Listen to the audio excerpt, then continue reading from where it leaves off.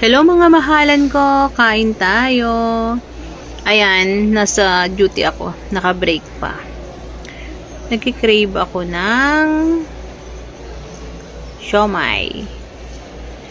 Ang dami ko dyan, meron akong siomai, meron akong shrimp, meron akong shark fin, meron akong laksa, o diba, spicy soup.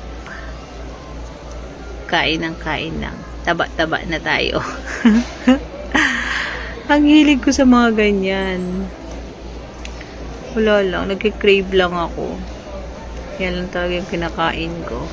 Ayan, dahil dyan, tayo ay tataba na naman. Ay, nako. Ayan, oh. Yan yung shrimp wonton. Pina-fried ko siya lahat.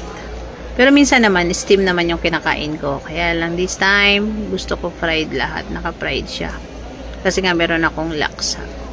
Spicy yun. Ayan. Kain ng kain.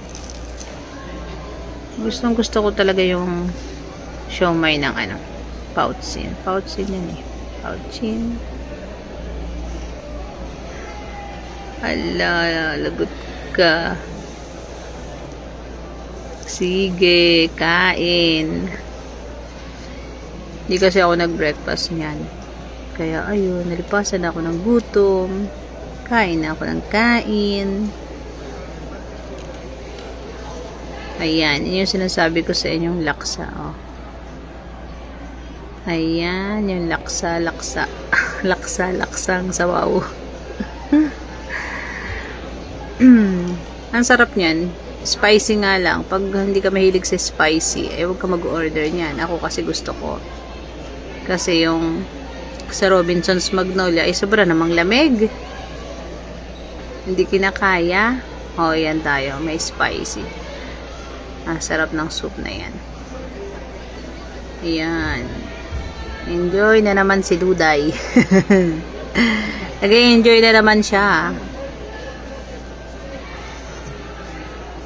Busog. Sarap. Happy tummy na naman tayo, everyone. Ayan. Pero kung hindi ka mahilig spicy, wag ka talaga mag-order yun. Maanghang yan. Hala. Tuloy ko lang yung aking paglapang.